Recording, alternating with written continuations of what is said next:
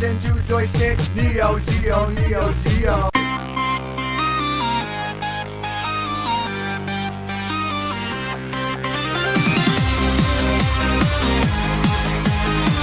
Retro Legends Arcade.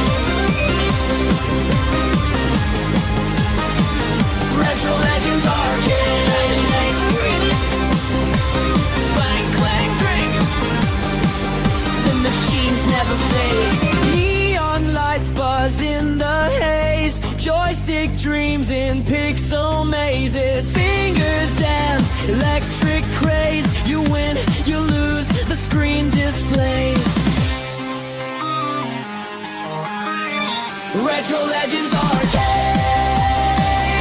where heroes are made. Insert your coin, don't be afraid. Retro Legends Arcade.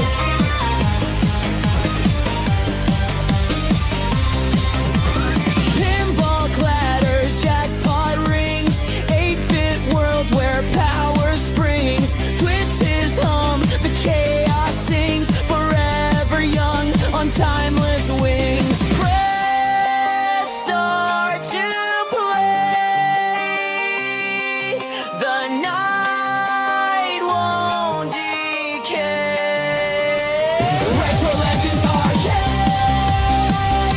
where heroes are made. Insert your coin, don't be afraid. Retro Legends Arcade.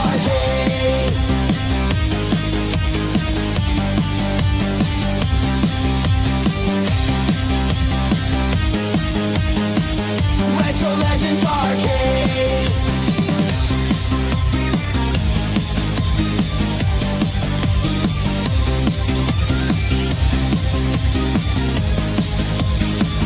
Retro Legends Arcade.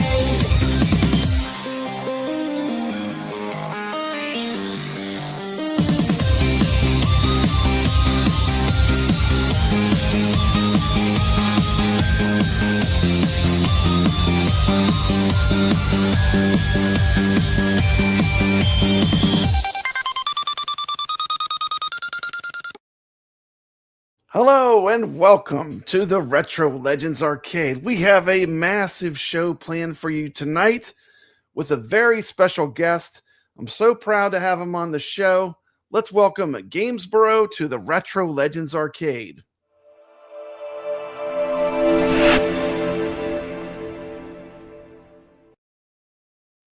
Man, I can feel the fire. I can feel the heat. I can feel the heat. That Neo Geo heat is coming. Hey, what's up, Gamesboro?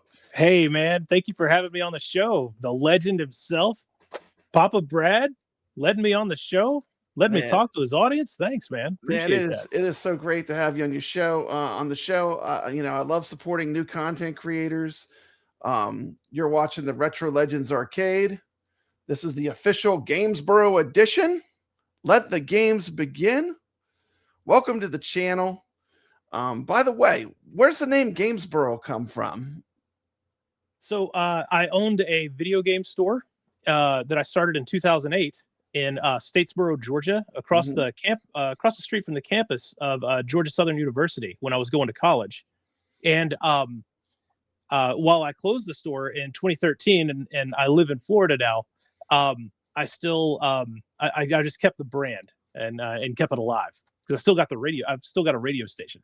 Well, that's awesome. That's awesome. You know, when I thought of Gamesboro, I thought of Marlboro for some reason. I was like, that's an interesting name, but now it makes total sense.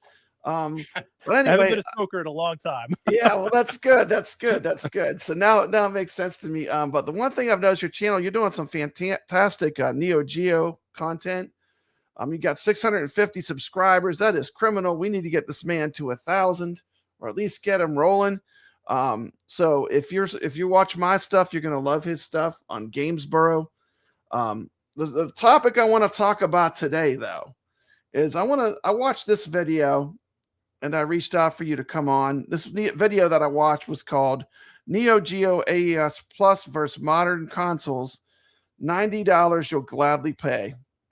And today we're going to talk with you about the growing popularity of the Neo Geo AES. Why so many gamers we're starting to see it as an alternative to modern gaming. Modern gaming has become so packed with subscriptions, downloads, patches, live services, and always online requirements. Why do you feel like a system like the AES Plus is going to bring the players back to a simpler arcade style experience? So let's dive into some of the questions. I actually wrote some questions for you, if you don't mind. But this is the first video I want to discuss yours. Here's my first question. One thing that a lot of retro gamers miss is just turning on a console and playing immediately. With modern gaming systems, you sometimes have to have a wall of updates before you can even start the game.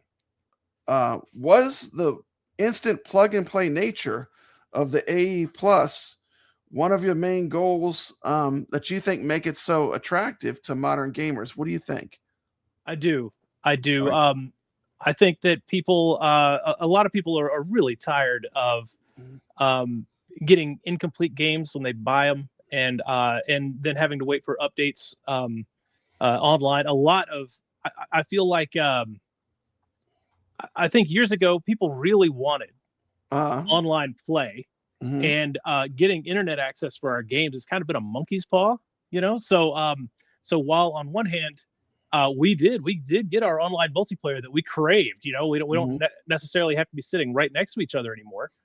But what we lost in that phase is all of these extra garbo things that come with modern gaming. And I don't want people thinking that I hate modern games. That's not true. I love modern games. But right now, I'm more excited about the AES and what's going on that side of things than I am anything at all as far as modern gaming is concerned. Now, if you're just tuning in, I know you're saying, what is Papa Brad talking about? AES Plus, what even is that? You might not know. If this is your first time coming in contact with this, if you've not been following the news lately, the Neo Geo is coming back in a big way.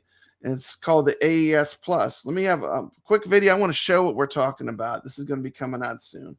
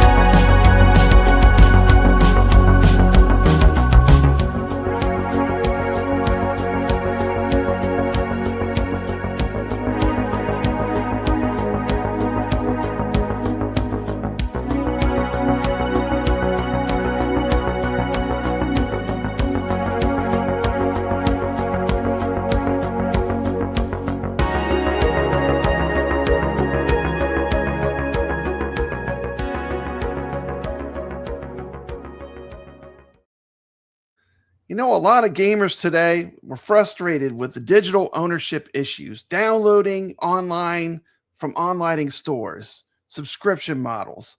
The AES Plus is going back to using physical cartridges that players can keep forever. Thinking of my Atari days. Do you think retro gamers are starting to value physical ownership more than modern day convenience? What do you think? What do you think, Gamesboro?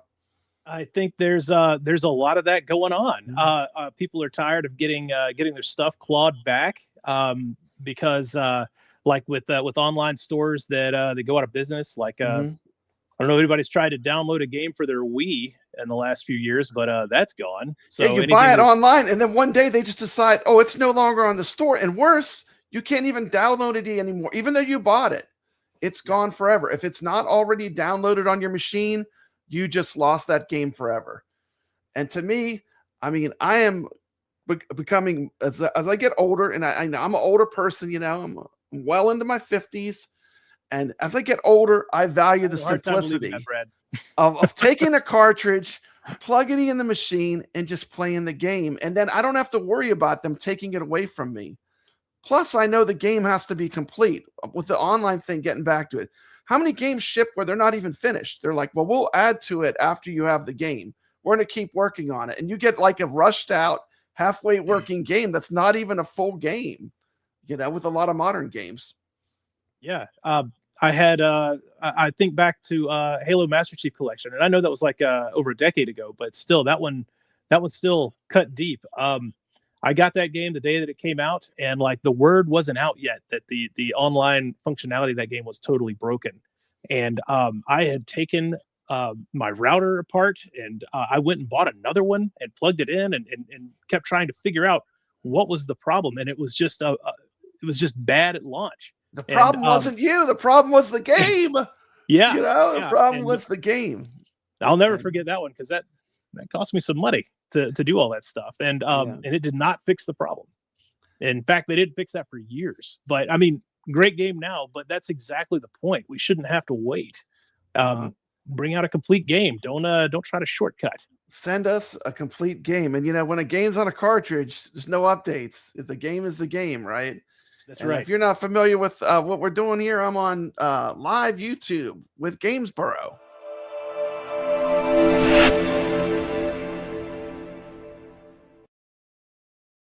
All right, just had to see that again, but that's a great intro. Price versus value. Some people may look at a $90 cartridge and think it's that, boy, that's expensive.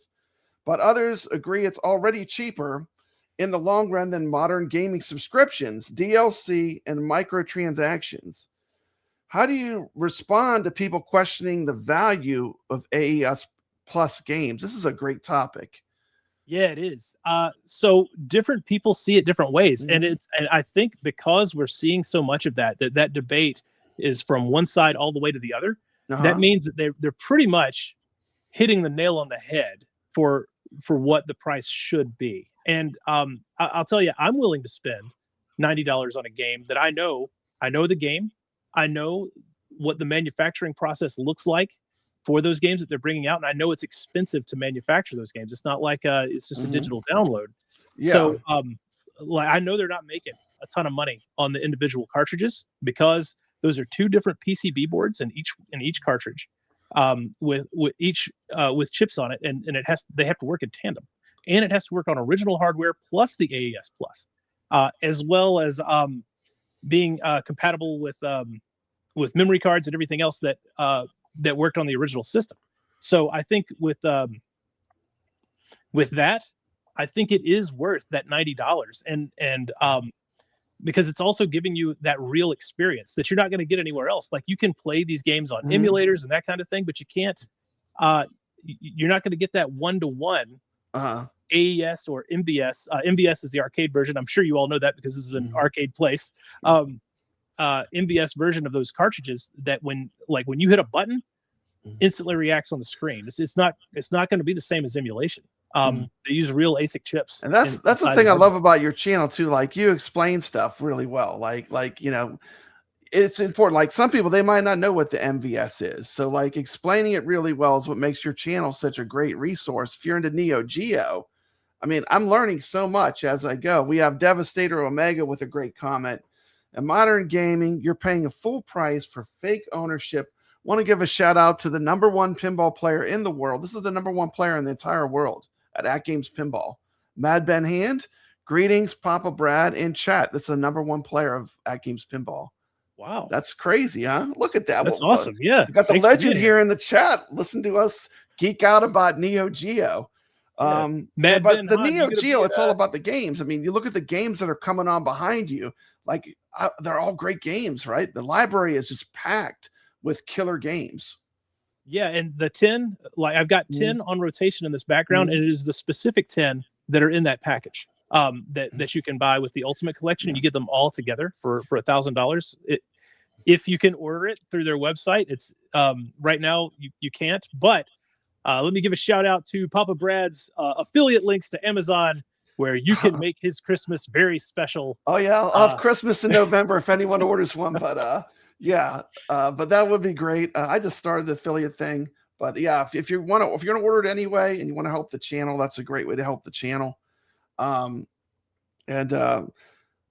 did want to point out someone's video. You know, I watch a lot of YouTube, and I want to point out this video I just watched because it's really great. This is from JoystickJohnny. And he did a great video. It was called $90 Neo Geo AES games are too expensive, and I'd still rather buy them than the $70 modern ones. And in this video, he talks about the pricing hypocrisy. Johnny admits that being a massive hypocrite by refusing to pay $40 for new games while dropping $90 for 30-year-old titles. But then he goes on to say that the three resources he introduces are essential to understand about entertainment: time, energy, and money. And in this great video, which I link to his channel is in the description of this video, he describes it that he argues that as we age, time and energy become scarcer than money. So like, I don't have time to play a 120-hour game. You know, I want my gaming experience with the quality time I have to play a game to be on something that I love. That's great, even if it's a shorter game, especially arcade games. I mean, they're so pick up and play, right? Yeah. What do you think? They are. I think that's what makes these games special. It's why I'm so excited about them. It's more than just nostalgia for a bunch of old games. It's these are games that you can replay over and over and over again. And I mean, I've gotten some flack on my channel because of one of the games is Overtop, which is a racing, and a lot of people don't see the value in that particular game. I do.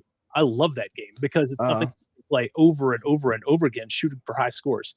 In fact, little fun fact about that game: it's the only one that backs up its high scores to the memory card.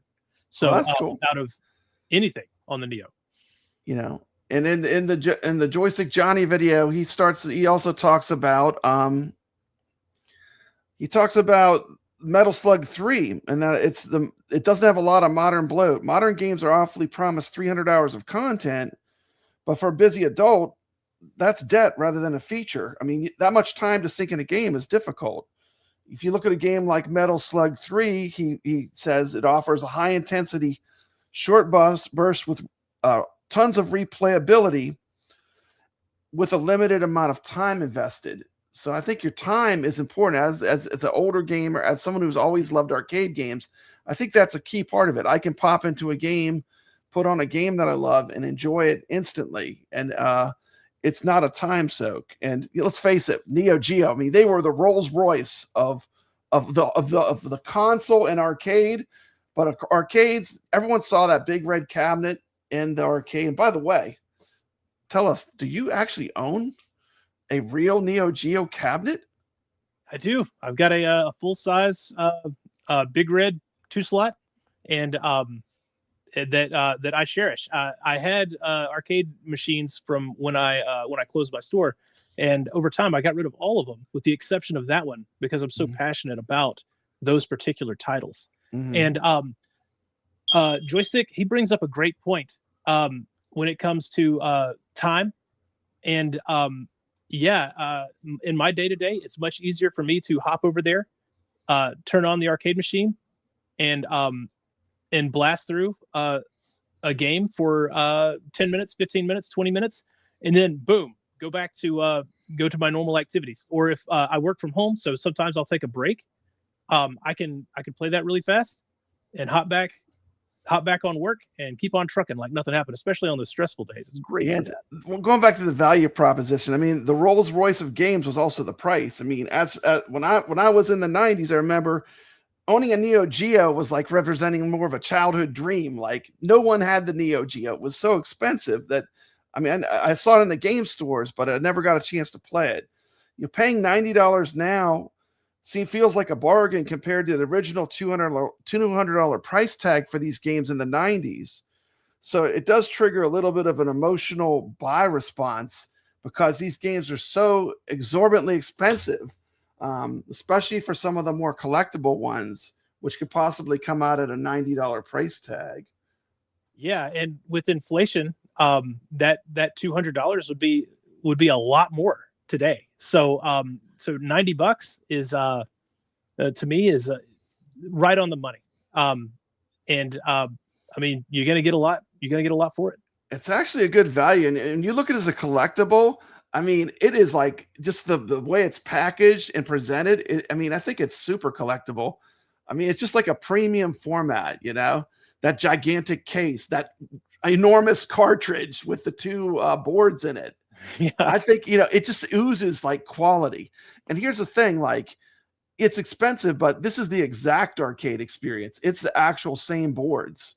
So there's not going to be a difference between playing this in the arcade. It was so compatible. You could even start your game at home, put on a memory card, and go in an arcade and play. Is that true? Yeah, it is. With the Neo Geo? I did an episode about memory cards that I released today. And and I have an original memory card in this box that I unboxed for the video.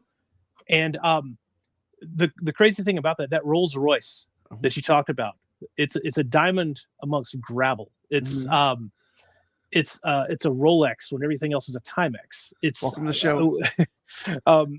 What it does is that memory card is a great example. Back in 1990, 1991, how many arcade machines did you find that had a memory card? None. And here's the thing: the Neo Geo was first with the memory cards, so they actually came out when I've been studying this nonstop. But the Neo Geo started the memory card. It was the first machine that had a memory card, which is pretty crazy. So, but I mean, the price versus value, it's like it's the time too. It's like, you know, playing something like Metal Slug with my grandkids, that's going to be priceless because the game, it crosses all lines. Like, it's such a good game that anyone, if you like video games at all, if you put that in and you let them play it, they're going to have a great experience. You know, the golf game, I always called it Neo Turf Masters. Now they call it, they call it what? New Tournament Golf? Big Tournament Golf? Big Tournament Golf. But I mean, that is, even though I'm not a golf fan, it's such a fun game that on its own, even if you're not a golf fan, it's just a super fun game. So. Yeah. I just got into it, and it's a blast. I mean, what I like is I've never been particularly good at golf, and it'll tell you how the distance in feet when you're hitting the ball. And I thought that was really handy for being able to pick the correct club. It's really good. I mean, very well thought out. The Neo Geo sports games, I generally don't like sports games, but the Neo Geo ones are so good. We got Neo Severa, who's a huge person in the Neo Geo community. He said, for anyone that doesn't know, the Neo Geo is arcade. Arcade weren't designed to be long play experiences. They were made to take your quarters and tokens. And I love arcade stuff. And so this is like a dream of mine to have a brand new, not a 30-year-old machine, a brand new Neo Geo where I know everything's going to work good out of the box. I can hook this machine up to my modern television without needing a bunch of adapters. It's going to have HDMI out. I mean, this is like incredible value for me personally, I think. How do you feel about it? I want to ask Neo Severa something. He's obviously he's a big Neo guy. And what I'd like to know is, are you getting an AES Plus? Yeah, I'm pretty sure he would be. The other thing about the modern consoles is you have all these subscriptions. I just let most of mine pass. I collected consoles, and I had almost every console up to the PS4, but it seems like they hit you with the subscription fatigue all the time, like Game Passes, PlayStation Plus. And I think I'm noticing more people leaning towards retro gaming because they want a one-time purchase experience instead of ongoing monthly fees and costs. Like, yeah, you pay $90 for that cartridge, but you're not paying for a subscription. You don't need to worry about it going away. And it's a one-time purchase, and you have it forever because cartridge format is the most durable. I mean, out of any format, I think the cartridges, they tend to hold up the best. Yeah. For when Xbox raised the price of Game Pass to $30, and I know recently they brought it back down to $23 or $24 and removed Call of Duty out of the subscription. But that was enough for me. And I came from Xbox Live and moved to Xbox Game Pass. I had a subscription since 2002. So I had been a loyal Xboxer. Well, I wouldn't say loyal to the company because obviously I play everything under the sun from everybody, but I was paying a subscription every month for years and years. I mean, decades. And but I had enough with that, and I was so angry about them raising it by $10. I got rid of that, and I got rid of PlayStation Plus at the same time, and they didn't even do anything wrong yet. They recently have, but I cut them off. It comes down to, I mean, I feel like a lot of these video game companies, these modern video game companies, there's a lot of corporate greed. I hate to say it, it sounds terrible to say that, but I just think these companies have gotten too greedy. Like, I don't mind paying that for a game and having it forever, but I feel like the subscriptions are way out of control. I mean, and that's just my opinion. We got a huge super chat from Moto Linux. He just gifted us 10 Papa Brad's gaming memberships.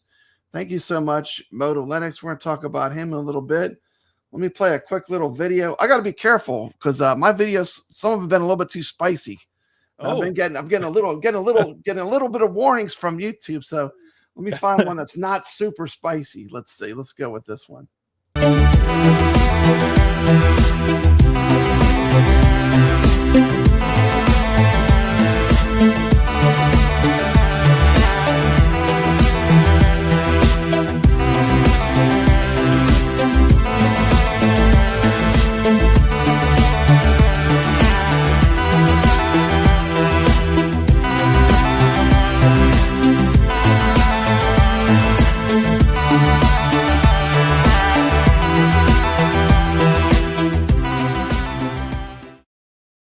Thank you so much. Appreciate that.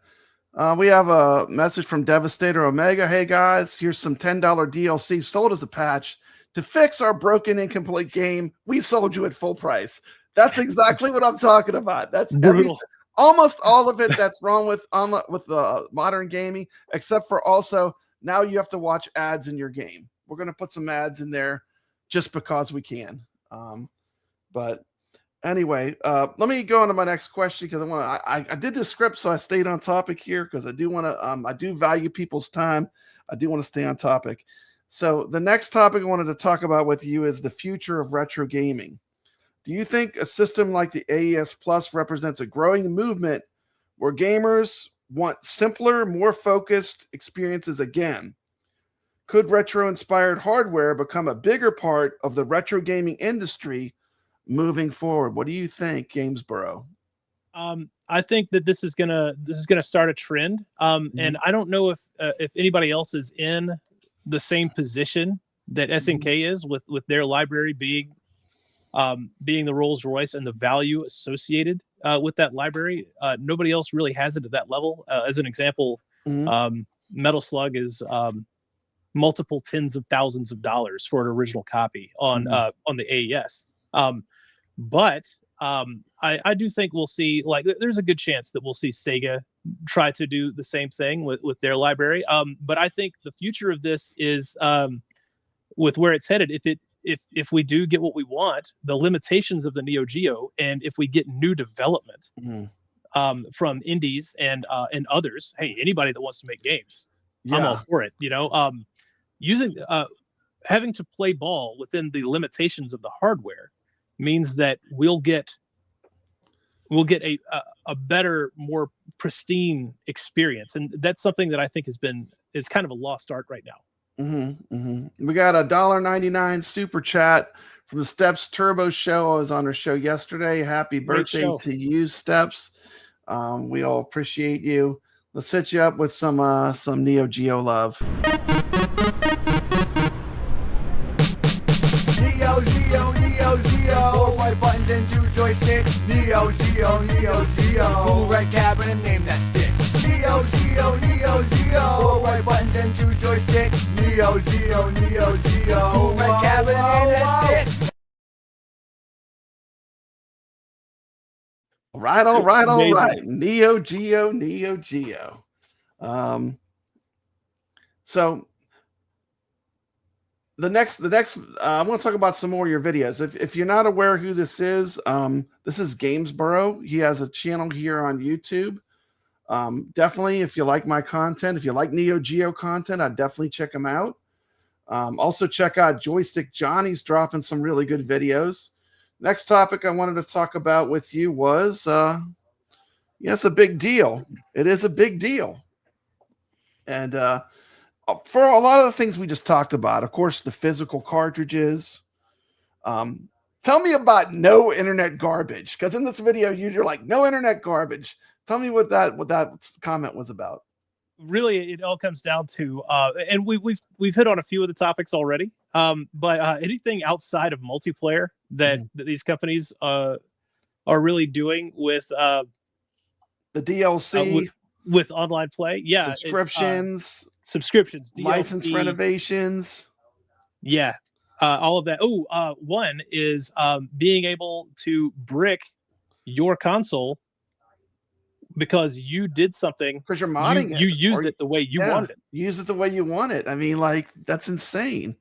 I remember I had an Xbox 360, and then I got the mod chip for it, and instantly, like, I had purchased all kind of games from the digital store, and I got blocked. Like, so like I couldn't play any of my games. And I felt like that was my first experience with the digital. And I was like, man, this is insane. Like, you know. So basically, they got no more money out of me after that. That was it, for that whole console generation. I was like, I'm done.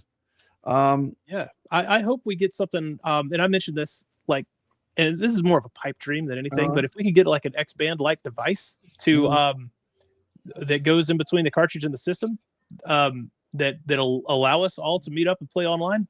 To me, that would be badass, but that's as far as I wanted to go, Yeah. I just don't want it to be integrated into the machine, because with that's the Pandora's box that brings a lot of the troubles. It brings certain things, but for a retro game system, I think it can add a lot of troubles as well. But one of the things I think is great is with this new Neo Geo, you're going to get modern reliability. Oh, am I freezing? You're stuttering, but your voice is still coming through clear, pal. Okay. But you're going to get modern reliability with the Neo Geo. Tried and true, tested software that actually works. Okay.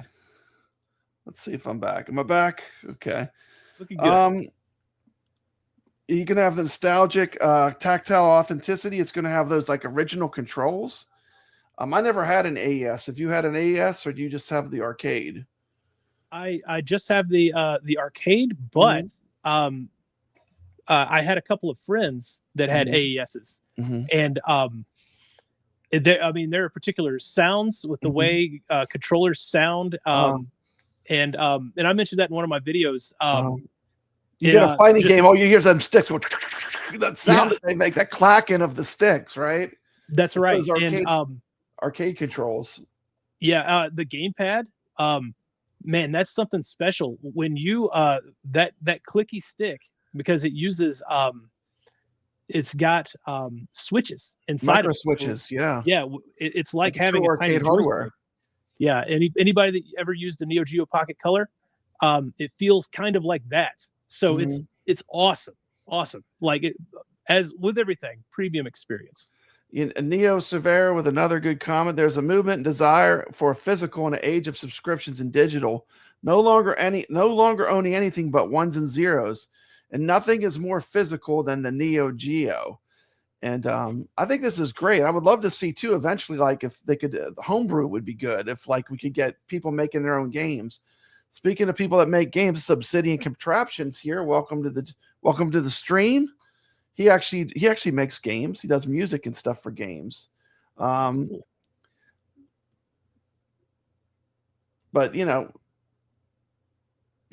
things point to a quality experience. From what I heard, they're going to use, they worked with the people that made the Mr. Neo Geo core, and that supposedly is 100% accurate emulation. So the actual chip replacement should be dead on. And that's really what you want. You want it to be exactly like it used to be. So much that you could play the original games, right? Right. Mm-hmm. Yeah, that's that to me, that's what makes it exciting. You know, it's not an FPGA console like we've seen from others. Not FPGA, it's a complete mod. It's a chips. It is chips that are based on that design. And yeah, I've used the Neo Geo core on Mr. Quite a bit, and it's spot on, man. Very, very good. Well, that's cool. And then you said, like, I watched your memory card video, and you were saying that some of the accessories are going to be better than the originals. Like the memory card, apparently, it's going to have a lot more saving space. Can you talk about that? Yeah. So it is the memory cards originally were just 2K in size, and they could hold about 20 game saves on it. But the new one that they're bringing out is 16K, and with a bank of that size, that should cover the entire Neo Geo library.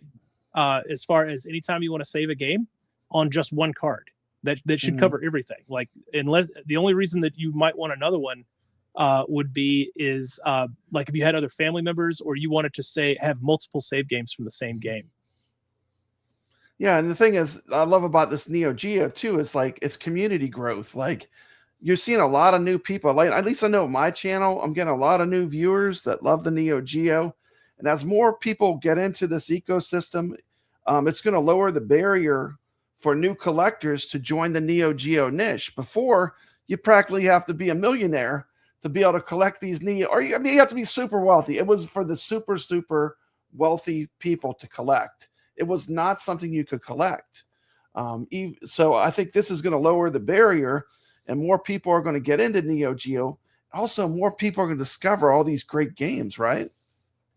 Oh yeah, and that's something that we need, right? We need more people into this hobby. About the games, about getting in and playing these things and talking about them, because most people that have been playing Neo Geo have been playing it for 20 plus years, right? So getting some new blood in, I think is going to be big time. And this is a lot more serious than the Neo Geo Mini or the Neo Geo X, which they brought out in the past. But those are more like toys. Yeah, this is an the actual console. I mean, this is like, I remember when the Atari 2600 Plus came out and the 7800 Plus. I have both of those. A huge Atari fan. But those are so convenient, and I just love. I love those are play on projects that I'm already using that I know I love, and they're retro gaming related. Well, the Neo Geo, we're just upping that ante to that Rolls Royce level of this, and I'm so excited for it. I cannot hide my excitement. We got Mr. Steve on Broadway. Welcome to the channel. He said, I could see it's becoming more than a niche product. I think we all can. Like it looks that way. And so I think you hit the nail on the head there, Mr. Steve. I want to ask you a question, Brad. Yes. Hit me with this, man. How is the quality of the 2600 and the 7800 Plus? Because I haven't ever had my hands on those. I'd love to know PlayOn's record. I've heard it's good. It is perfect. I mean, it's so identical. It's like, I play my original Atari. I mean, it's like dead on. Like there's no issues. Like there's only a few like homebrew games, but it's generally like, the stuff we all playing Atari works perfectly. So you're saying we're in good hands here. We're in very good hands. The 2600 Plus is great. If you and the fact that you can run these ancient cartridges, these cartridges from 1977, and I'm jamming this thing into it, and it fires it up on my 70-inch flat screen TV, and it plays perfect, just like I remember it when I was a kid. I didn't have a 2600. I have to admit, my friends had it. My mom bought me an Odyssey 2, permanently scarring me for life. I would go to my friend's house and play stuff like Pitfall and Demon Attack. And, I'd go home and I'd have the Odyssey 2. So as an adult, I became an Atari collector. I have a mountain of Atari cartridges. But the thing is, I can respect the physical, collecting physical media. It's a great thing if you like retro games. And so from someone that had a game store, all about physical media. I mean, discs are great, but they can scratch. I think they're more sensitive to damage. What do you think? Discs? Yeah. Discs are definitely more susceptible to damage. I think most game Because stores have time, a, even aging, can affect them. Where there's something called disc rot, isn't there? Where like when a disc gets too old, it just doesn't play. yeah, and it's usually temperature related, but eventually that will happen to everything. And I mean, overall, that happens to literally everything, but on a grand scale. But when we're talking decades, not 100+ years. CDs just have disc rot. I mean, that's just that's part of it. Anybody and like Warner Brothers did a recall a couple of years ago on DVDs because they had a bunch of badly pressed DVDs that started dying way early. So that's just I mean, there's just nothing better than cartridges. I mean, you know, it's just. And I'm just gonna say this too for emulate. It's also, you know, emulation is good, but for fighting game fans, people are fans of stuff like King of Fighters, Samurai Shodown. The zero input latency is a primary selling point, even for modern PC or console ports. Having no lag at all when you're playing a fighting game. If you're, and let's face it, playing in real life with a person, you know, couch gameplay where you're playing against another live person one-on-one is a fantastic experience. I think a lot of people want to relive that again, you know, and getting these great fighting games where you're going to be able to play no lag at all, zero input lag, zero, will be fun for people that are fans of fighting games, I think. What do you think? Oh yeah, man. And they got three fantastic fighting games that are coming out with this set. You know, Samurai Shodown 5 Special is great. Garo, Mark of the Wolves is the last Fatal Fury game that they brought out on the Neo. That's one of my all-time favorite fighting games. And then King of Fighters 2002, which I'm more of a fan of 2003 and 98, but 2002 is fantastic as well. So you can't really go wrong with King of Fighters, and I'm sure we're gonna get 98 and 2003 in the future. Yes, and you are listening to Gamesboro here on Retro Legends Arcade.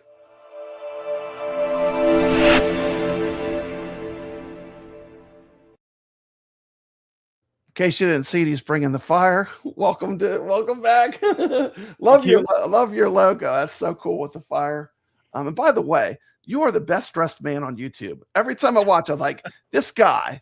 I mean, he takes it to a whole nother level. I mean, you just all class. That's all I got to say. All class. I appreciate it. I love it. When I see the sports coat on, I know I'm getting a good video. I'll keep it up. Yeah, it started because definitely keep it up. It's unique. Started wearing it's totally different. No one does it, and I love it. Yeah, after work was one of my videos, and then I was like, man, I think that worked pretty well. I think I'm just going to keep on trucking. So that's how I got this look.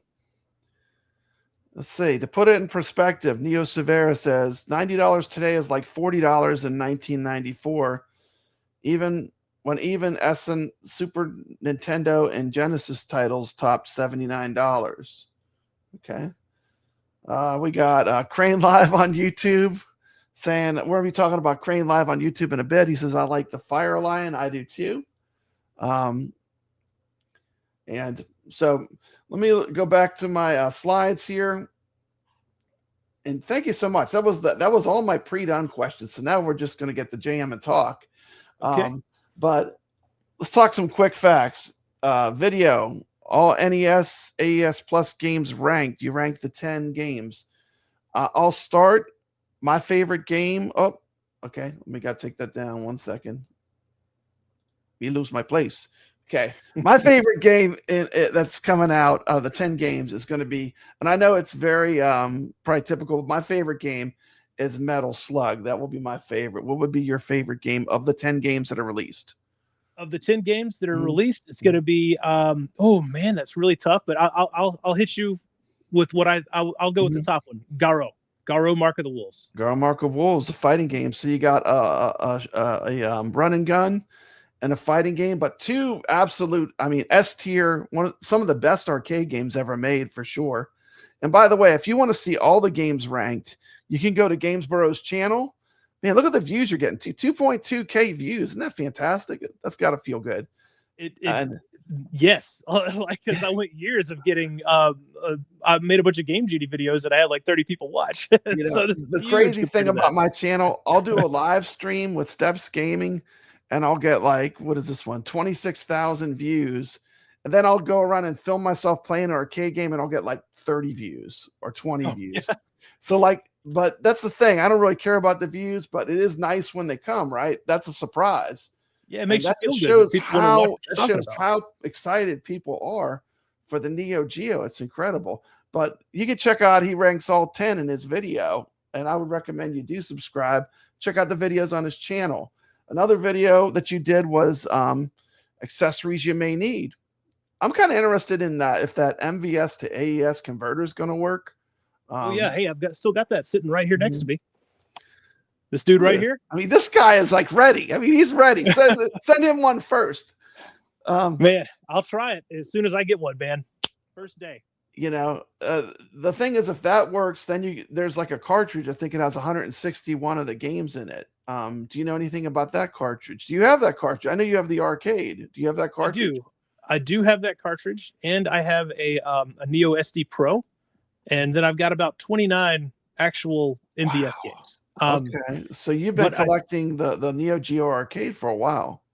Yeah, So and the 161 and 1 is a lot of those games are kind of are they buggy?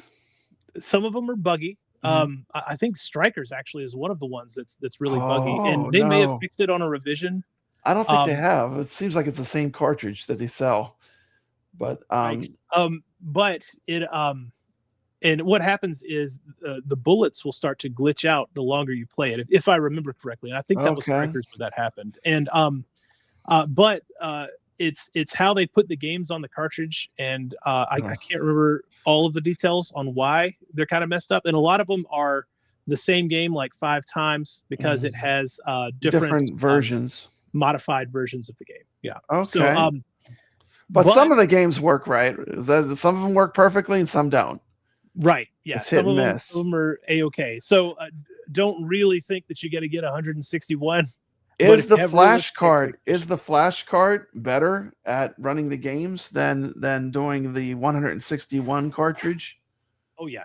Yeah, that thing is big step up. Really incredible, but it's very, very expensive, especially now. Very expensive. The card alone is like $600 or $700, right? Yeah, they make AES versions, but the one that I have is the MVS version, and they haven't made those in I think a few years. Okay. But yeah, if so you really have to debate it. Like, are you cool with the 10 that we're going to get? It's so tough, you know, because on one hand, do you want to invest in that? Yeah, on one hand, like I want to just collect the games, right? And I was kind of thinking, I did order this as well. Let me pull this slide up I wanted to show. I did order this. This is a Super Station 1. And this is actually an FPGA console. It looks like a PlayStation 1. And you can actually run Neo Geo stuff on this. And, you know, this has perfect emulation, they say. So, awesome. FPGA, I've heard of it. I haven't checked it out, though. The FPGA core for Neo Geo is supposed to be 100%. And they actually consulted with the person that designed the core for the FPGA. But I'm excited about this. But, you know, this is another, instead of having a cartridge, you know, you could possibly get it like a FPGA system and play Neo Geo as well. And just collect the physical cartridges. So now I'm kind of drawn. Like, do I want to get a flash cart, or do I just want to play them through FPGA? But that's the cool thing. We have so many options. We are living in a golden age of retro gaming. Do you agree? I do. And I think what's going to happen is that set's going to come out, and you're going to get them all because they're going to go on your shelf. And man, that set's going to look really, really good. Oh, and man, I cannot wait. So I don't see you being able to resist that, pal. Yeah, I think they're super collectible. I mean, it's just to collect something in such a premium format, you know. But you know, I like all kinds of arcade gaming. I'm just saying that, like, the person that wants to get the flash card to get the games, there's other ways to do that too. And FPGA is supposed to be one of the best emulations for Neo Geo. It's So that's the only reason I was showing that. Plus, I'm excited. Now, this is one of those things you order it and then you hurry up and wait. Like whenever they feel like shipping it, I'll get it. Right. This is this is not like going to the store and getting a PlayStation 5. This is like a small, more of a niche thing, right? Yeah. Do you know when it's getting launched? It's out now. There are already people reviews and stuff on it. As a matter of fact, I'm going all the way back to when our stream started. Leo DS just did a review of it on his channel. If you could check out his channel. He did a review of the Superstation 1, and he shows some of its features. And it's really just about playing console and retro games in a good format. But go check out his video. He just put one out. It's really good. I watched he watches mine. Today. I watched it earlier today. He's great. He's always in my comments too. And he is actually right now he's winning our shmup contest, which is very exciting. So yes, of course, this show we play games every week, and we'll talk about the Retro Legends Arcade in a little bit. Let's see here. We got Mr. Steve on Broadway. This system a working class family could afford to buy today. It's the only one. Yeah, and it's crazy to think of that. It's a Neo Geo. It's a Neo Geo, and it's become a more affordable. We have Neo Geo, Neo Severa saying some have repurposed the 161, created a full original library on those cards. Ooh, that's cool. That's something I would be interested in. Do you have a link or anything to that? I would love to check that out. Yeah, he has a channel. I believe Neo Severa also has a channel. Check out his channel. We got well, Wi-Fi and Bluetooth built into the FPGA. Okay. That's cool. See, we have it does that on emulation. When you go out of the Strikers 1945, it resets all the leaderboards.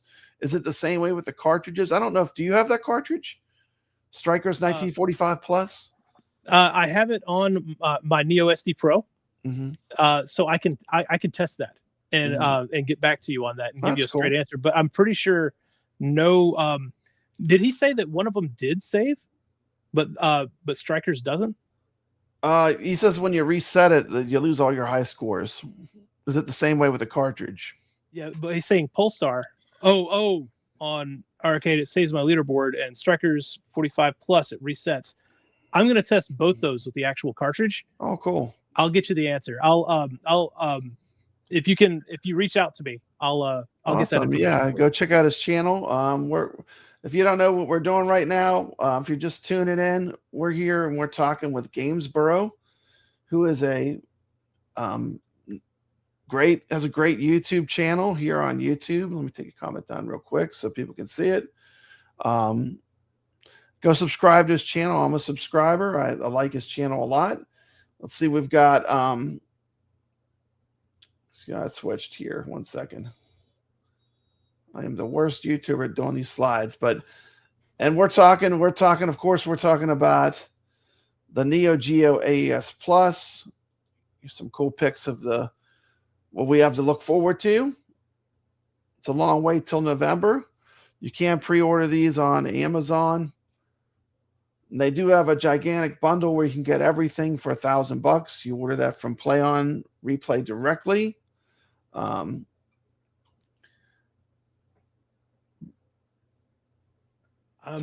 not from Greensboro. I'm from Statesboro, Georgia. Okay, thank you so much. Yeah, okay, there we go. That was from Steps.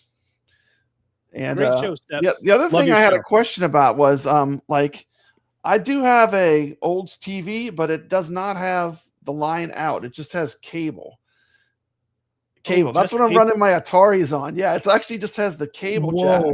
That's an old TV, man. Yeah, I love it. It's so retro. It's like you can't get more retro than that, but because it just has the cable, it's good for the Atari, but I don't know if this would work with the Neo Geo. You need to have a line in or composite cables to run Neo Geo to an old school TV. Yeah, you're probably going to need to get composite to RF, a composite to RF converter. Okay. But how janky do you think that'll make the picture? You think it'll still look good? Because I love the way that, like, I run my Dreamcast through this and I run my Atari through this. old TV that I got at Goodwill for like $10. So like they were literally, that was a time when they were literally all these big TVs, they were literally throwing them away. People were just throwing them away. I mean, if I could go back now, I would have got one of those Sonys or something, you know, those Vega or Wega TVs that people were just pitching them away, you know, because they're big so and heavy and just, you know, but they're great for retro gaming. They're fantastic, you know. Perfect. So I might need to get another old TV, just as man, another way to play. If you're used to the way it looks for your Atari and your Dreamcast through it, I think you're going to be in good shape, man. You just get a composite box, composite to AV to composite to RF. I ordered two of them. I ordered the white one, and I ordered the white one from Amazon. Then I got the Ultimate bundle from PlayOn. Where you're at, you can order it. I wasn't able to order Ultimate. Yeah, myself. I actually have 2 arcade rooms. This is my small one that I stream out of. This is where I have my pinball machines, though. I have 2 AtGames digital pinball machines in here, but then I have another room. It's like nothing but arcade games, and I have you know, a bunch of multi-cades just so I can play the games. I don't really want to collect real arcades because I don't have the space for that. But I respect people that do that. I think it's a great hobby as well. But I just love to play the games, you know. But Moto Lennox says you can convert coax to composites, so I should be set. Yep. And definitely check out his channel. We're gonna have to have a subscriber. Yeah, we're gonna have to have a subscriber drive for him because he's getting close to 100 now. Last time I checked, I think he was around 75 or so. But he's getting there. He's getting there before long. You know, I remember that feeling when I got my first 100 subscribers. That was like the best feeling. I was like, I can't believe 100 people I don't know subscribe to my channel. You know, it's just what a feeling of accomplishment. You know, and you know, one of the cool things that I like about it is, you know, I used to always share my links with my friends and that kind of thing. But now I've really enjoyed meeting new people that I've never talked to before, man. And you know, that's what it's all about. I'm having a blast talking. It's all about having fun. It's about just like having fun, and you know, it's a new community. I was on Steps Turbo's Neo Geo show. Comes on Friday at 8. I think is it 7 o'clock? Steps. She has to correct me. But she does a weekly show, and we were talking about this game, Burning Fight, and I'm going to switch real quick and put up a poll because right now we've just played all of our shmups, but we're going to start picking some new games to add to our competition that we do each week. But the first one we're going to take a look at was Burning Fight. This is a Neo Geo brawler inspired heavily by Final Fight. Not as polished as I can't read it. Let's see. Well, anyway, this game, it's kind of I don't know how I feel about it. I played it all the way through. I think it's okay, but I don't think it's a great one. Do you have any feelings about Burning Fight? It's not my favorite on of the side-scrolling beat 'em ups. Actually, it's a competent beat 'em up, but it's not necessarily a great one in my opinion. What do you think? I don't think it's I think it's pretty middle of the road, like very average at best. Like it's something not broken. like, there's nothing in it that's broken where it's unplayable or anything, but it's not like Double Dragon 2 or Double Dragon 3, which I don't really enjoy those much. But you know, it's not the Punisher, it's not the Teenage Ninja Turtles, Cowboys and Moo Mesa, Cadillacs and Dinosaurs. It's not on that upper level, I feel, that some of those are on. Yeah, I think Sengoku 3 is probably the best. To me, personally, I think it's the best side-scrolling beat 'em up on the system. So I'm really looking forward when we play that one. If you're watching live now, I just want to get a poll of whoever's watching, and then I'm also going to run this on my channel, and then next week we'll determine who the winner is. But if you're here live anyway, the 4 games that you have as choices that would be a Burning Fight. Then we've got Mutation Nation, which is another brawler. It's supposed to have wild enemy design, smooth combat. And then there's number 3, Sengoku 3, which I played earlier today. That one's fantastic. I love that one. How do you feel about it? You said that's the best one in your opinion? of these Sengoku Sengoku 3. Yeah, Mhm. that's a very good beat 'em up. So just push the number in the chat, or also on replay. Like if you're watching it, put it in my comments. Just put the number so I know which game you feel like is the best of these 4. 1, 2, 3, or 4, and I'll be able to reference it. So in the future, when we pick games for our competition, we'll pick the most popular game. Then, of course, there's Robo Army, Sengoku 2. I didn't put that on the list, but that's another one. And then Robo Army.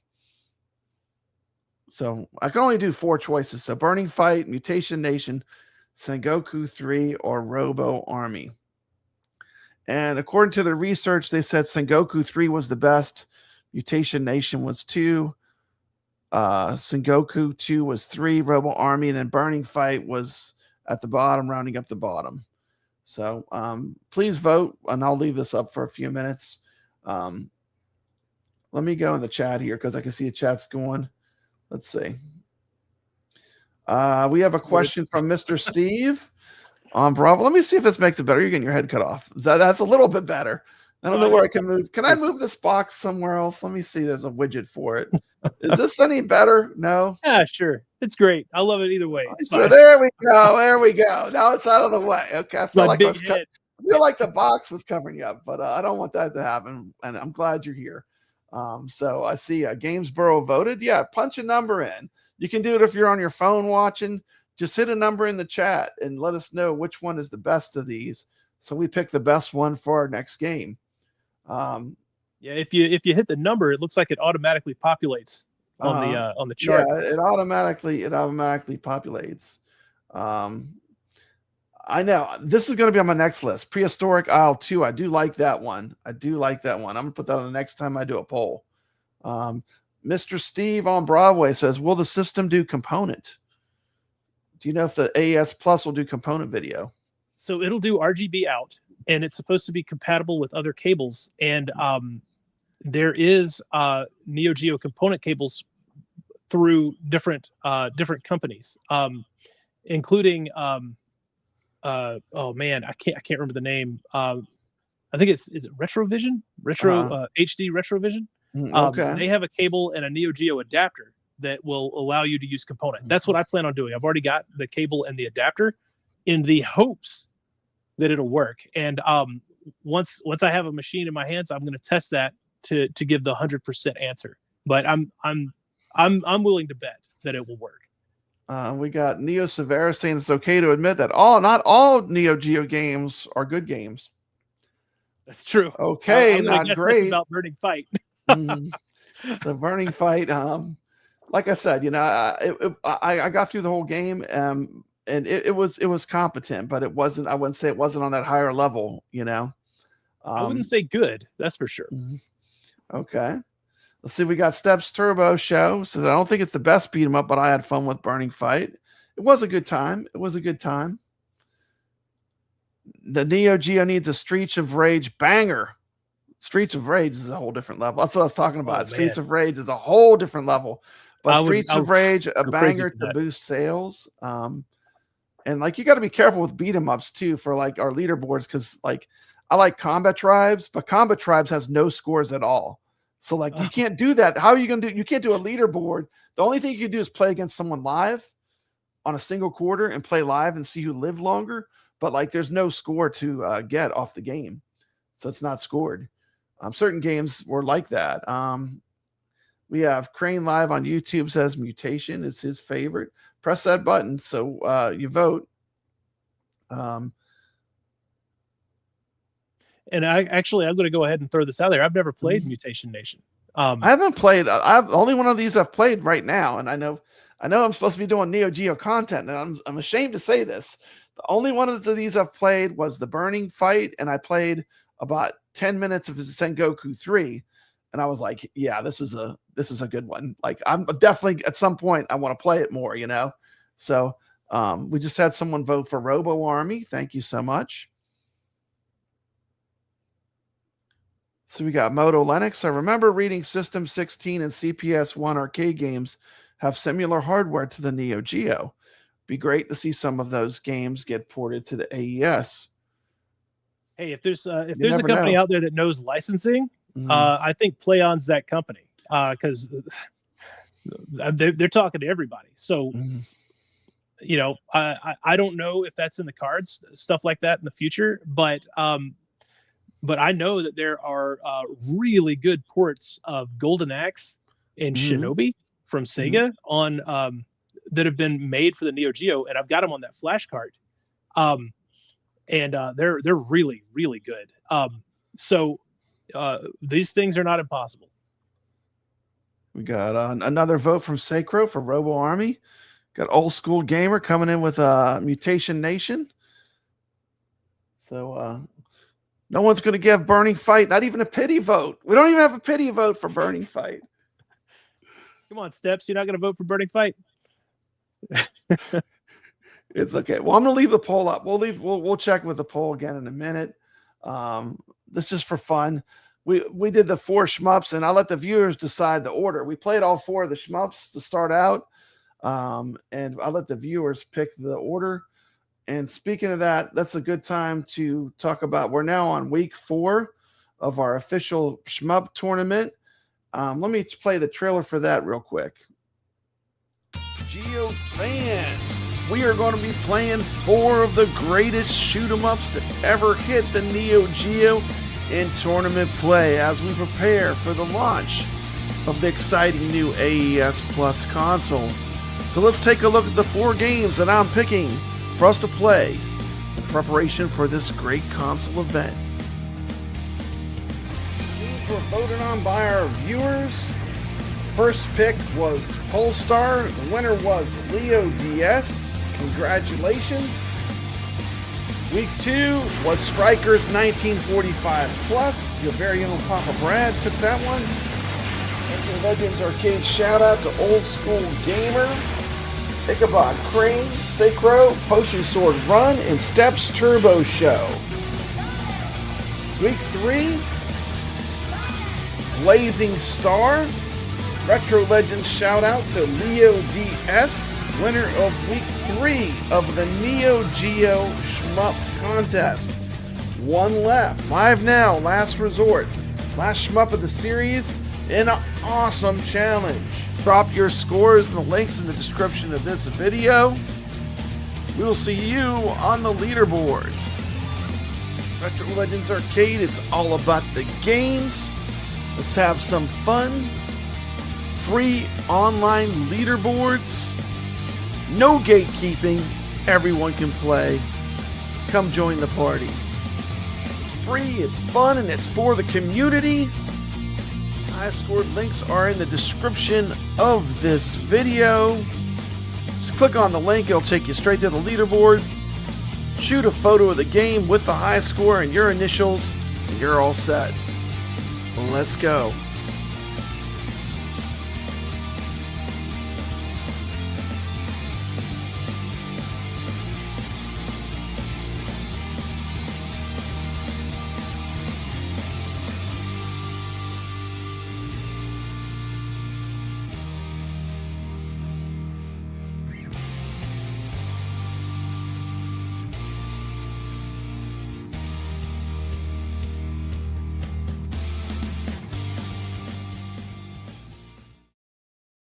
Of course, we're going to be playing Last Resort, which is arguably one of the more challenging of the shmups that we've played. And this is a really good Neo Geo game. Are you familiar with Last Resort, Gamesboro? Yeah, I am. Tell me a little bit about Last Resort. So it's one much like a Polestar. It's a little slower paced when you kind of like R-Type. The farther you get into it, and also like Polestar, what will happen is when you die, you don't continue exactly where you left off. It's gonna push you back. Great game, beautiful game. It's an earlier Neo Geo game, but it's always been a looker, and it still is. Look at that! I just put your logo in the corner. That's pretty slick, huh? Look at that, Gamesboro. You're high tech. I know, Nice. high tech, man. I didn't even know I could do that. See, I'm finding out new things every day. But yeah, this is a great shmup, and it is challenging. Sometimes you have to use the little probe thing to to block the bullets, and you can move it around. But it is fun. It is definitely inspired by the Japanese anime. Like the first scene looks like it came out of Akira, a classic anime movie. But it's a lot of fun, man. It's these games. Here's the thing too about the Neo Geo games. This is back when they made games hard. They don't really baby you. They don't hold your hand. Like, you're actually going to have to play to get good at these games. And like, I got through the first level and I was just giddy. Like, I was like, I did it. I did it. You know, I'm about to play like 6 or 7 times to get through the first level. I get through the second level. Things are going great. I'm like, man, I got this. I'm going to get to the boss. And then there's just like a row of things that shoot, and they all shoot at once. And you're literally going through a sea of bullets. And the only way I can figure out to get through, you have to rotate the little probe thing to kind of steer a path through the bullets. But things like that. And the game slows down, I think, naturally, because that's the way the hardware did. But it's like insane. It's like a sea of bullets. And like, I mean, what a great game. I mean, it just pushes you that much harder. The fact that it's difficult makes you want to play it more, at least for me. How about for you? Oh yeah. That's that feeling of accomplishment that you get. You know, we didn't really talk much.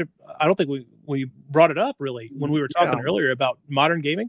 But that's something that I really miss, you know, like modern games, everyone can finish them. Like, they're too easy sometimes. Yeah. It's like every single person that plays it can finish it. Like, some of these games are challenging. And I like the challenge. Bring it on. I'm like, bring it on. 100 times. Yeah. Especially when I'm paying $90. Like, I want a game that has a little challenge, you know? And that's it, as long as I have that feeling like I'm playing one more time and I'm getting a little further. I think that is very rewarding in these retro games, and the good ones, they really make you want to get good. I mean, you have to stick with it to get good. Old School Gamer says I'm no good at Last Resort, and I admit it. Neo Geo to the rescue. Carl O is saying Neo Geo to the rescue. Well, this is the 4th week, so everyone is able to play. Of course, I'm talking about the Retro Legends Arcade. These are free online leaderboards. By the way, if you ever want to run a game, you can use my leaderboards, and I can put on my leaderboards, and I'll do that for free for any of the channels that I like and work with me. If you want to ever play a game, I can put on our leaderboards, and you can have your viewers put up scores over the week. And it's just a fun way of getting to play these retro arcade games. And I like the score chase. It kind of reminds me in the arcades, we used to say, put your quarter on the glass. Well, so just like the virtual glass for your scores, you know, for fun. So these are our current Retro Legends Arcade leaderboards. These show all the games we're currently playing right now. But once again, an invitation, if you ever have a game you want to have on a leaderboard system, I'll definitely you can use mine. You're free to. Thank you. Let's see. We have Devastator Omega said, Dad, these games are so hard. How did you beat it with no saving? Get good, son. You got to get good. We got Neo Severa saying red and blue makes a difference on your pro behavior too. Blue can bounce off walls, creating a shield, and red will ride the walls, destroying anything on the ceiling and floors. Yep. We got an Old School Gamer wants to hear the Neo Geo song. I think we all do. You have that queued up? I have it queued up. Here we go. Let's just fire it away. I can make that happen. All right. Neo Geo, Neo Geo. 4 white buttons and 2 joysticks. Neo Geo, Neo Geo. Cool red cabin and name that dick. Neo. You can start a game in the arcade and finish it at home. Astounding, right? Here, have a look. Here I am, peoples. Okay, I'll give you 3 reasons why shoot 'em ups are awesome. 1, futuristic firepower with inventive sci-fi power-ups. 2, cutscenes featuring attractive anime babes. And 3, gameplay that encourages button mashing.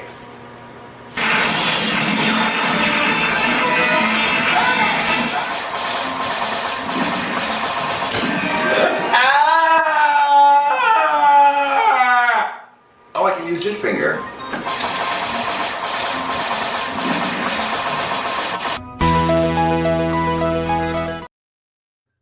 All right, Keith Apicary, man. It's beautiful. I love those videos. It's a beautiful thing. We're talking classics here. We're talking classics, you know. But definitely check him out. I got a link to the in the description to all of his videos too. They're a lot of fun. So, but these are our leaderboards. We're on week 4, so our game we're just introducing will be Last Resort. And let me just zoom in real quick. I got to switch screens. Let me zoom in here. So this is bigger so I can read everyone's score off. Current games for this week, I'll play that in the next section, but the new games will be Last Resort, Fast Lane, courtesy of Crane Live on YouTube, recommended this game. The pinball game Black Rose, I'll be playing that in Pinball Effects VR. Magic Castle EM Plus, Battletoads, and Frontline are the new games. Let's go over our leaderboards. We had a lot of competition, especially in Blazing Star. Leo DS took the top score with 824,200. We had Rich Mix, Sacro, Carl O's, Steps, Turbo, Ichabod, Crane, Papa Brad. I'm glad at least I was mid-pack. Potion Sword was in the middle of the pack. We have Bruno 154. I can't read the last number. Biggie D and T. McCloskey all played Blazing Star. What do you think of Blazing Star? I love that game. That was a lot of fun. Then we played Comet, Magic Castle, and Aerobatics. And those were the games we played. So, are you there? I'm here. Okay, I'm sorry. I just I didn't hear. Okay, but these are our leaderboards, and we change the games every week to different games. So, that being said, also check out Potion Sword Run. He's got a new show on comes on Friday nights as well. And he played a little bit of Blazing Star. So let me cut to a little bit of Potion Sword Run, playing some Blazing Star. But now we're going to talk about some Neo Geo fans. I have a brand new segment. It's going to call Neo Geo Love. So whenever I talk about any Neo Geo, that's what it's going to be named from now on. So in this week's Neo Geo Love, we're going to be talking about Blazing Stars, the competition from Papa Brad's Weekly Gaming. We're going to do some Neo Geo polls, some community spotlights, and I think that's it for the Neo Geo Love. But if not, we'll see at the end. Welcome to Blazing Star. This is my first time playing. It's for Papa Brad's weekly challenge.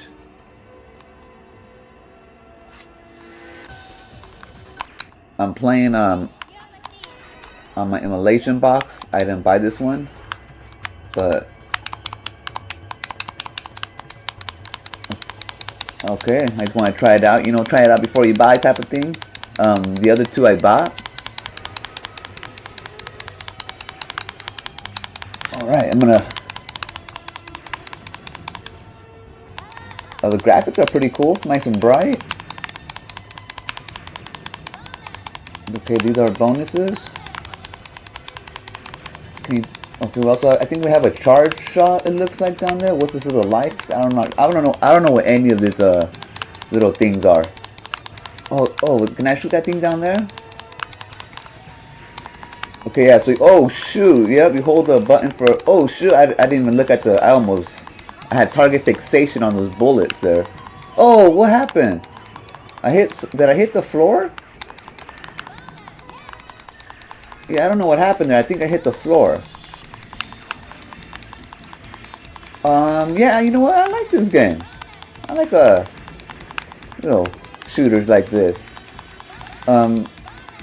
It's a lot slower pace than Strikers when it comes to the bullets. A lot less bullets, so it's a lot less stressful. Bonus. I like how it screams at you, bonus. It makes it feel like arcadey.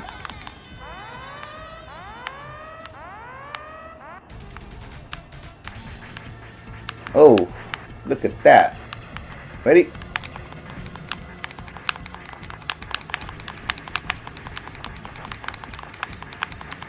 I like the pixel graphics.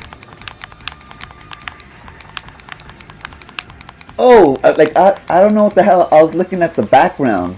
I'm not looking at him shoot me. I don't know what the hell's wrong with me. I'm playing like off my... No excuses, but I'm playing like not center on my TV. I'm looking at it from the side because I'm recording on my desk. But yeah, this is not obviously not gonna be my high score. I don't think it's just my first time playing. But man, I just wanted to try out the game for. Oh shoot! And this is like, well, I'm playing on Friday, you know, and you guys have been playing for a week already. Oh shit! But there's a lot of people. Oh, did I get it? I got it. Yes. I thought I was gonna die. I see a lot of people on the leaderboards already. They're doing a good job. The scores are pretty high, so this was obviously going to be in the bottom from my first run, but I just wanted to, you know, showcase the game on my weekly show. But I'm going to keep on playing today because I'm recording this today in the morning on Friday for my weekly show, and I wanted to get some footage. But this is my first time trying it, so I expect to get better at least, you know, a few times if I try. Oh, I should have, yeah, I should have done that to, oh! Oh! Alright, what, 28, 830. Not bad. At least I beat the first level. Yeah, I gotta just stay focused when I play next time, and I'm definitely gonna do a lot better. But another thing too, I'm playing with the generic controller, like the ones that come with the emulation box, and it's very cheap, and it's like sometimes I think the response time isn't great either, like it skips a beat, you know. So that kind of sucks too. PSR. I don't know why I do that sometimes. My brain it's like I have dyslexia or something sometimes. Anyways, that's game over for Blazing Star. I like it. I'm gonna try it again. This time I'm gonna try to not be on the bottom when it comes to Papa Brad's weekly retro game challenge. And now for some community spotlight. And this week we're checking out Moto Linux. He has some pretty good Neo Geo videos on his channel. He just started out, so show him some love. Here he's showing me some love, and Papa Brad Gaming as well. We have Moto Linux, me in the middle, and Papa Brad Gaming standing in front of some Neo Geo cabs. Has our stats in the bottom. I thought it was pretty funny, pretty cool, man. I appreciate this a lot. So go show Moto Linux some love and check out his video. I particularly love this one for sure. And now for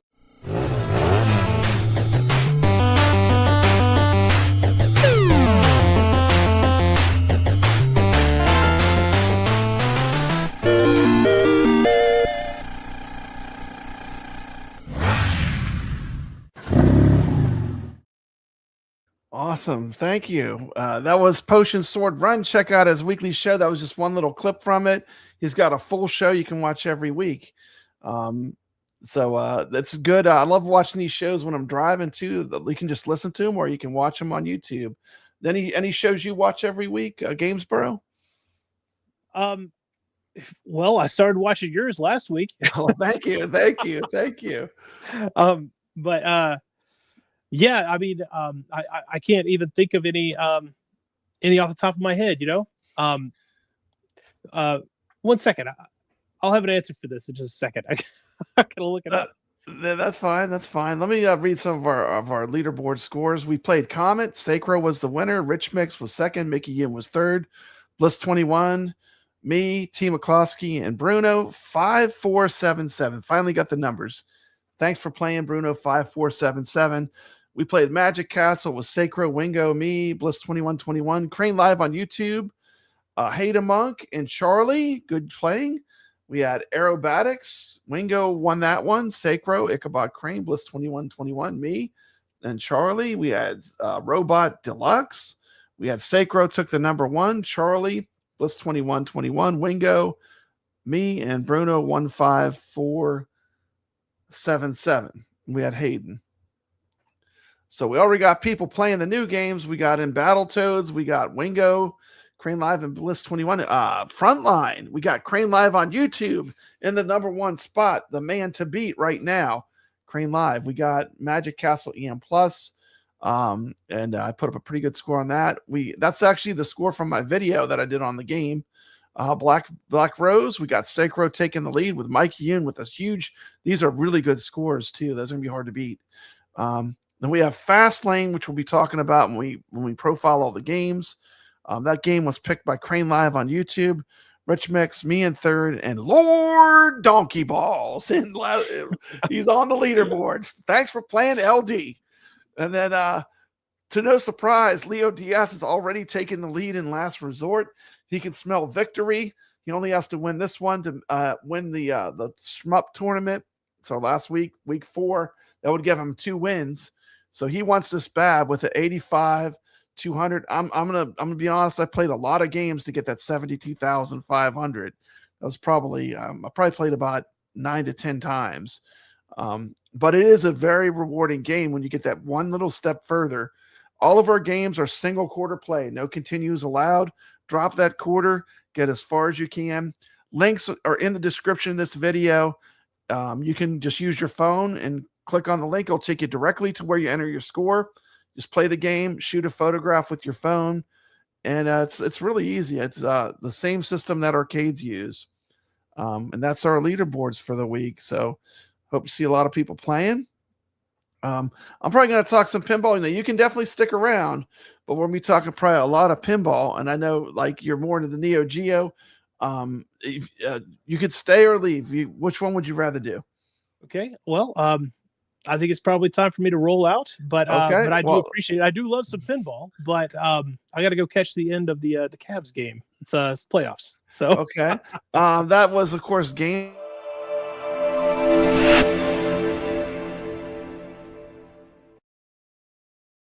Of course, that is Gamesboro. I want to say a huge thank you for coming on the show.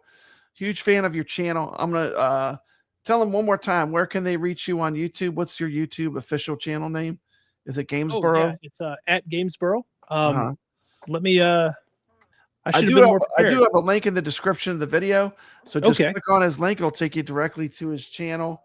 I mean, I would recommend you subscribe. I know I love his content. And thanks so much for coming on. It was a huge. It was great to meet you. And I'll be tuning in for all your videos. You're in my feed, so whenever your video comes up, I play it. All right, thanks. Hey, thanks so much. Bye, everybody. Thank you for talking to me. Thank you. And that being said, it's time to move on to some pinball. So actually, I'm going to show what games we're playing this week. Then we'll move on to pinball talk. These are the games for this week's Retro Legends Arcade.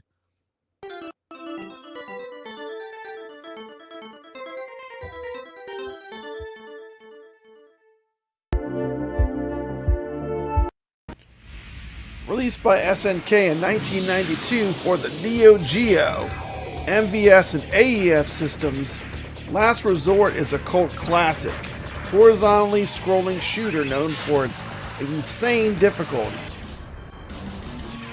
The Last Resort was heavily inspired by classic shooters like R-Type. This is no coincidence. A portion of the team that developed the game consisted of former developers from Irem, who are the creators of R-Type. This game has a great visual style and setting. It definitely has cyberpunk and anime influences. The game is famous for its post-apocalyptic settings that strongly mirror sci-fi classics like Blade Runner and Akira. The entire first level is a direct homage to the ruined Neo Tokyo style cities found in Akira. Players control the Cyberjet in a war against the mysterious rogue computer virus that has infected Earth's primary space station. The game features muted colors, destroyed industrial buildings, and a gritty, memorable synth and guitar soundtrack. The game features the pod system, much like R-Type, ship is equipped with an indestructible spherical drone or pod. It can be rotated, locked in place, or detached as a projectile weapon. You can get weapons upgrades, gather speed power-ups, and 3 distinct pod types: laser L, homing H, and ground G. Holding down the fire button charges the pod for a massive concussion blast. This game is known to be one of the most notoriously difficult bullet hell shooters on the Neo Geo, sending players back to checkpoints upon death, requiring absolute mastery of the pod mechanics just to survive. Come join us and play some Last Resort. Fantastic, challenging Neo Geo shmup. The end of our 4 shmup series. So drop a score. Okay, we're gonna check out Fastlane. Recommendation from Crane on YouTube. This will be on our leaderboards. I added it in. Never played it before. We'll check it out for the very first time. Right now. Like the monster truck. Coins a 1987 Konami game. Okay, here we go. Fastlane is a 1987 maze-style arcade driving game developed and published by Konami. It is an evolution of Sega's 1979 classic Head On, combining classic eat-em-up mechanics with high-speed action, unique track designs, and Gradius-style power-ups. The premise of the game is pretty cool. Players control a sporty red race car, navigating a maze filled with various road surfaces, like grass or bricks. The goal is to drive over and clear the entire maze while avoiding collisions with patrolling blue monster trucks. The game has some really unique power-ups. Instead of beating dots, players drive over beach ladies, running around the track. This grants Gradius-style upgrades, allowing your car to jump, shoot projectiles, or deploy electrical barriers to zap pursuing trucks.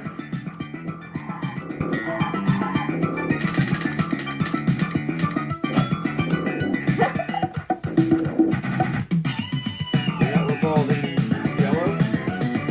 So this is kind of like Pac-Man in that you are trying to pick up the colored, whatever the colored color of that is on the road. You gotta pick that up. At the same time, you've got this kind of slot car racer element going on back from the old Atari age. It's kind of a hybrid of a couple types of classic games. Whoa!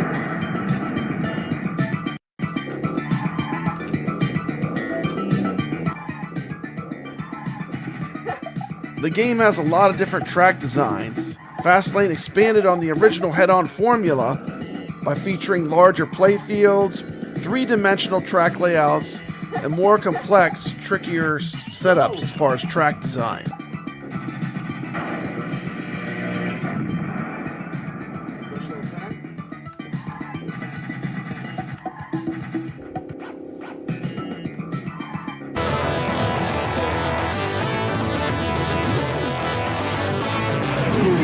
Look smart with those cannons, boys! Black Rose features a cannon under the playfield. It's fired with a red button on the lockdown. Return fire is achieved when balls rocket back towards the player on the center rail. Players will also encounter a dynamic speech package and the first machine to combine 3 distinct video modes into one game. A bullseye! Operators will notice that a true pitch level has been mounted along the right shooter rail, standard equipment on all Valley games. Your aim is to first pirate jewels and treasure from another ship. Then load your cannon and ultimately sink it. Lighting all the letters in the words "Sink Ship" will let you attempt that final broadside. Black Rose begins with a skill shot to any one of the targets on the first 3 bank.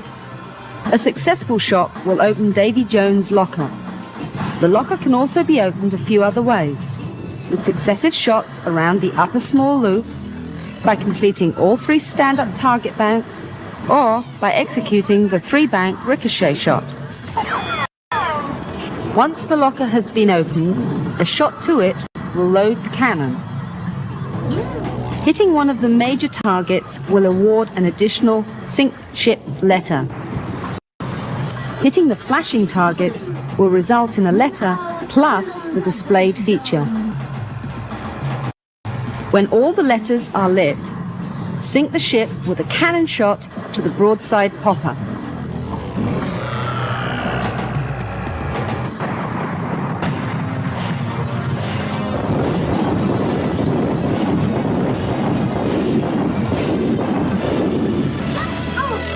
Multi-ball will start when balls are locked in the Pirate's Cove. The lock can be activated a number of ways. By completing the word lock over the return and drain lanes. The lock might be lit after a successful video game. Holly, the game's random feature, can award lock lit. Or it can be earned with repeated shots to the Pirate's Cove itself. After one ball is locked, 2-ball multi-ball will start. During 2-ball multi-ball, the shot to one of the 3 major ramps will spot the player 1 sink ship letter. Sending both balls back to the Pirate's Cove will begin 3-ball multi-ball. Now, the major ramp shots will be worth 2 sink ship letters. During multi-ball, players should try to collect the jewels and treasure chests. Collecting all 10 will begin the hidden treasure bonus, when all major targets are worth big points. During single ball play, the game will cycle through the 7 masked values, which are collected with a shot to the broadside popper. Awards include Ramp Millions, Treasure Chest, as well as the game's 3 video modes. Collecting all the masked values lights the jackpot, which is collected with a shot up the left ramp. Week 3 officially starts tomorrow. And honestly, your flippers may not survive this lineup. We've got the arcade chaos of Frontline, the spooky brand new Magic Castle EM+, and yes, Battletoads is hopping into the tournament too. Good luck, players, and maybe stretch your fingers before this one starts.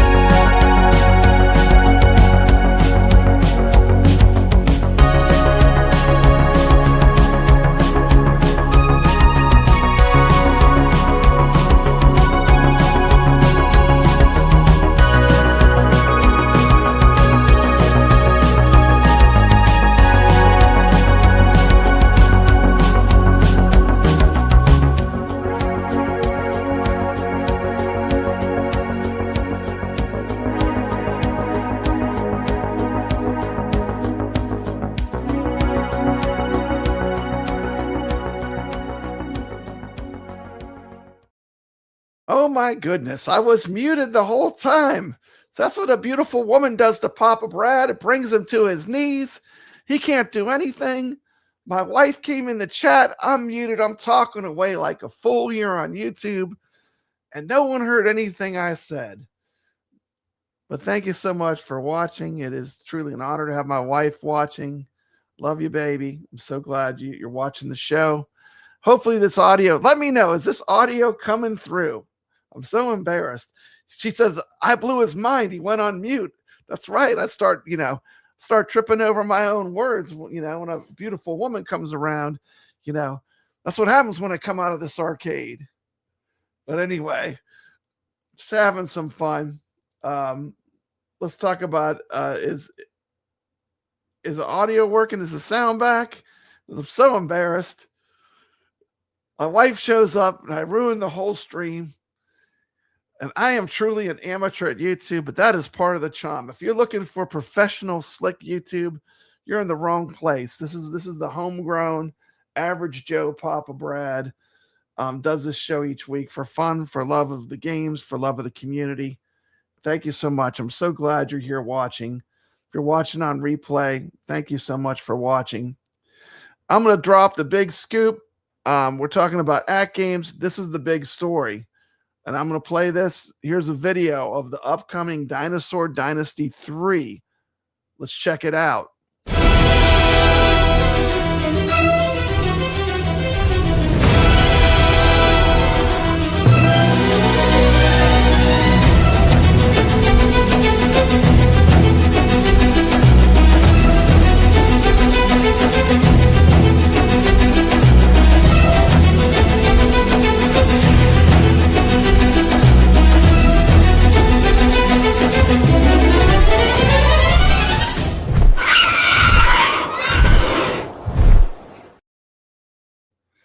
Dinosaur Dynasty 3 is coming soon. Very exciting.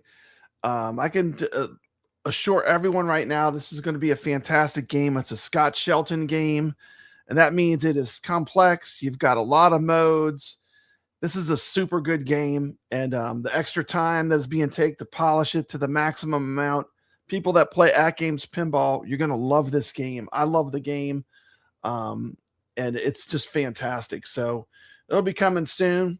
Other AtGames news, I know AtGames is going through a lot right now, but one thing I feel like they could do, they should really reach out to Zachariah Pinball, and get some of the titles they don't have.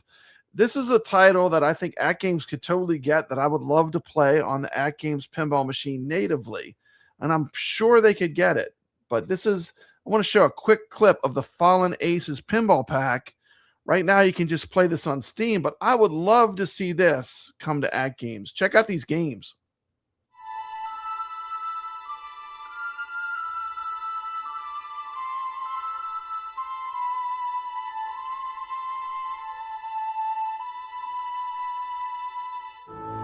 Just when I thought I couldn't get any lower, I ended up here. Playing with fire always comes with the risk of being burnt, but this time was different.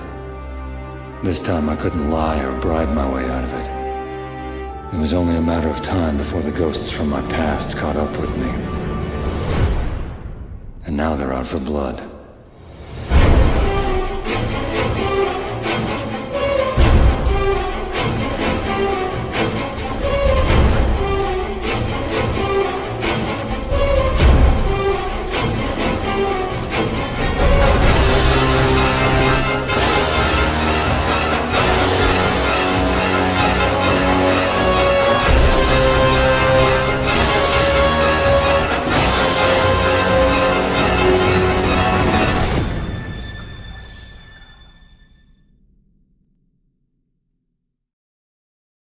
Yeah, one of the cool things with the AtGames, you don't have to worry about storage space. You can buy a cheap flash drive from anywhere, Walmart, anywhere you want to go to get a flash drive. You just pop it in the USB port and you format it, and you can basically put as much storage as you want on AtGames Pinball. So if you run out of internal storage, any USB drive will give you a ton more storage space. Thank you. That's so sweet. Thank you. We'll start blushing. But yeah, it's easy to add storage for AtGames Pinball. They have a bunch of packs that have never came to AtGames Pinball that Zachariah Pinball has. But Fallen Aces for me is my favorite of the ones that they don't have. I know they have Chernobyl Light. They have Blood West.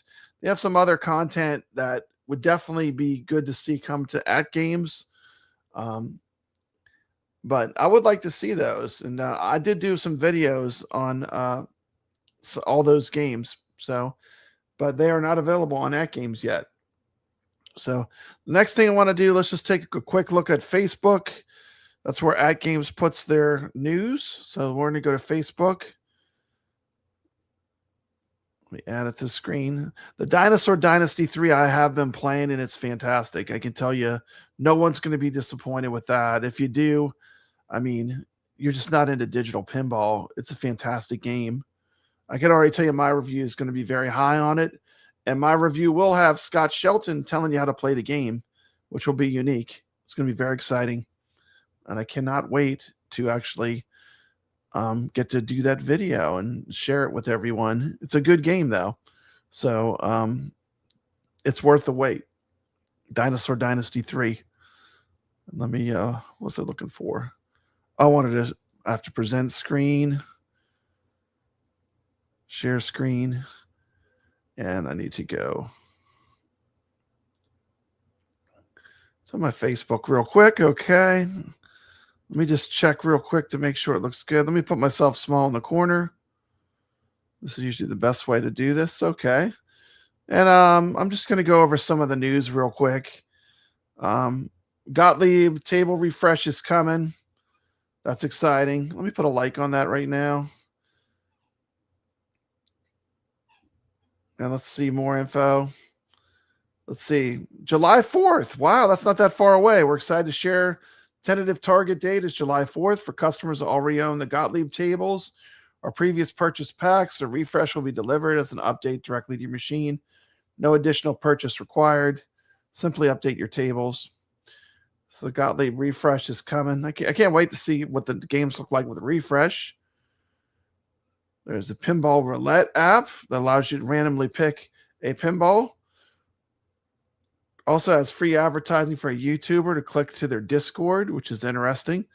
They have the weekly leaderboards from last week. We got Mad Ben Hannon #1, Skoljo Tomato Grass, Wizard 626, 6-string pin, Sacro, Cyrilu, me in 8th. We got Fail 3 and Wyo in the 10 spot. Overall, top 10 players, season 3, week 1.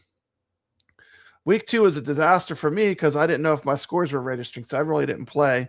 I think I'll probably be like in 40th place for week 2, but their servers were down, so I could not track my scores. So I basically didn't play. Also, I was it's the end of the year, and I'm a school teacher, so I had a lot of stuff to do at school. Let's see.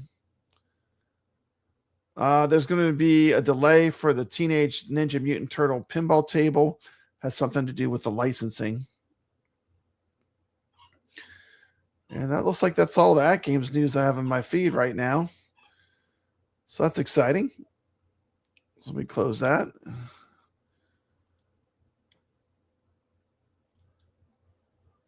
Let's see. We got Rich Mix 49 here. Good to see you. And that's pretty much the show. I think I've played all my media, all my videos are played. Oh no, we got one more thing. How could I forget? We got AtGames just released Magic Castle EM Plus. So here's a look at the brand new game they released this week. I really like this. I feel like this is one of the best EM Plus tables. Let's take a look at Magic Castle EM Plus. What's going on, everybody? Papa Brad here from Papa Brad's Gaming. Today we're taking a look at Magic Castle EM Plus on the AtGames Legends Pinball platform. This is another table in the growing EM Plus lineup with a classic electromechanical style pinball gets modern gameplay updates. I've got to say, this one might be one of the strongest entries in the series so far. Huge thank you to AtGames who did send me this table for the purpose of review. Let's get it started. Let me start off with my first impressions. Right away, Magic Castle EM Plus stands out with its fantasy-inspired presentation. The table has that classic old-school pinball charm, but it mixes it with modern effects, smooth lighting, and gameplay mechanics that make it feel much more exciting than a traditional EM table, including multi-ball. The castle themes works really well here. It gives the table personality without going overboard, and visually it perfectly fits with the EM Plus style.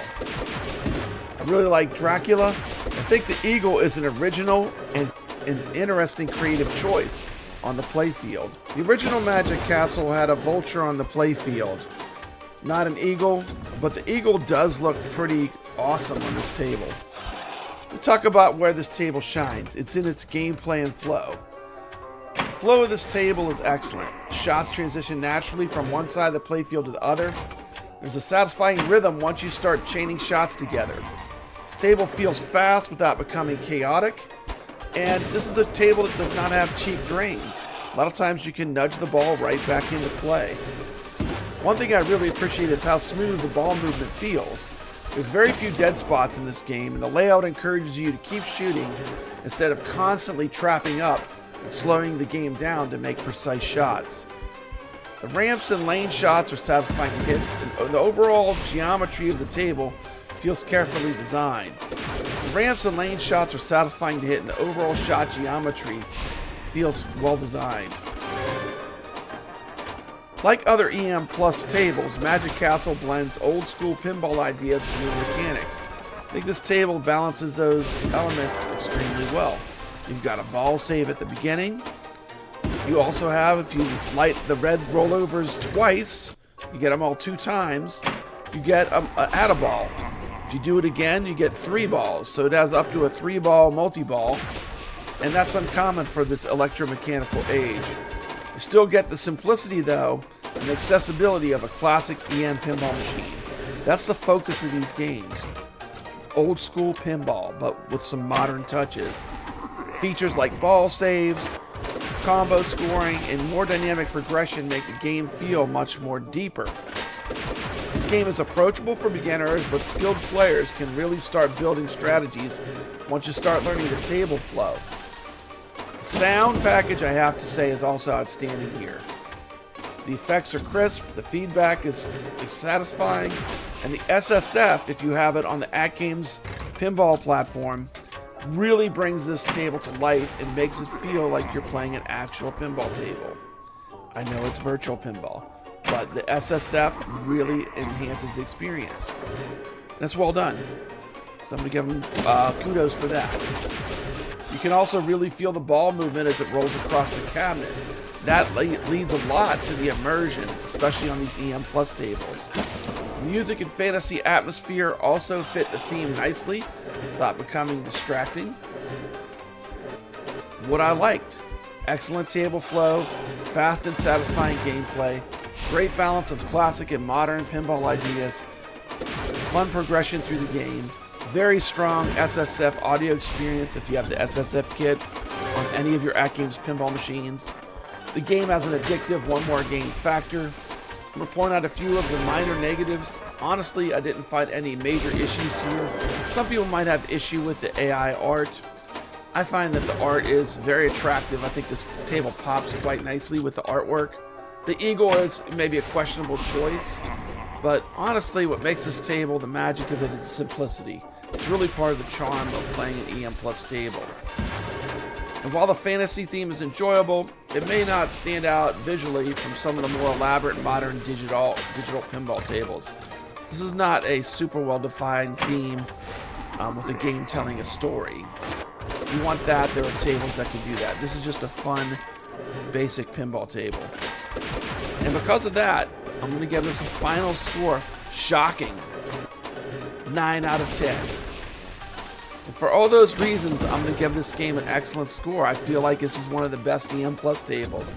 This is a 9 out of 10. The fun factor is there. At the end of the day, Magic Castle EM Plus is one of the best EM Plus tables released so far on AtGames Pinball. The gameplay flow is fantastic. The shots feel rewarding. It's a mix of classic pinball design with modern features that really creates an addictive experience.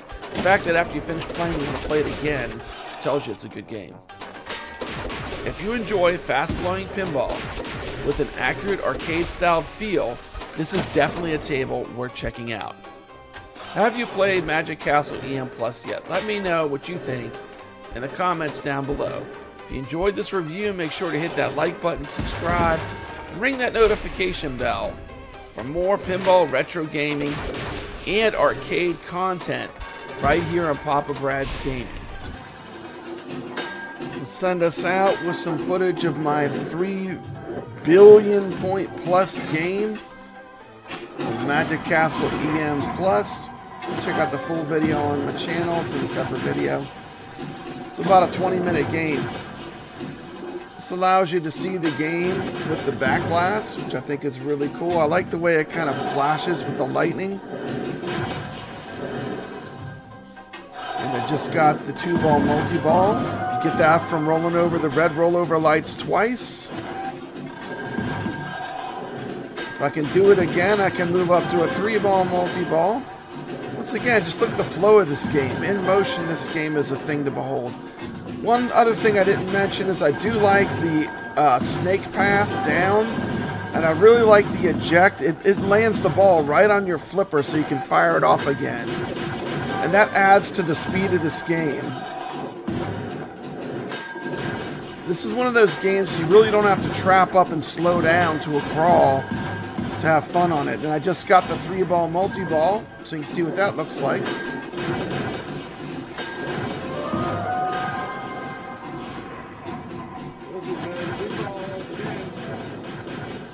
Definitely one of the best EM Plus games.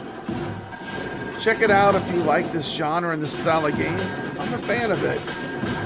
I'm not afraid to rank these games on a 10-point scale.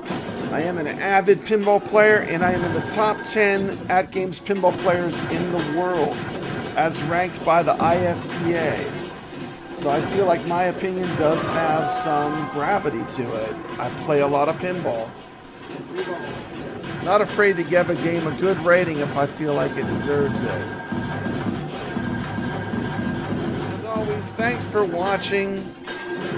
Stay legit, and I will see you on the leaderboards.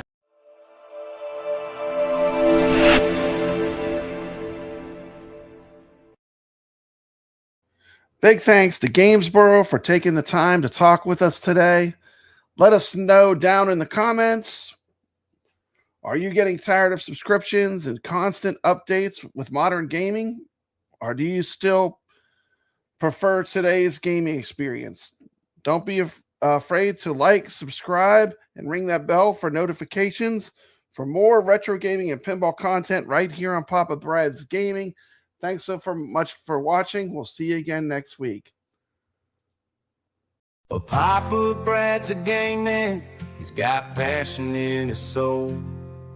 From pinball tables to Atari, he's always in control. He's a master of retro gaming. The old school style's his thing. With every flick of the joystick, you can hear the twang ting. Stay legit.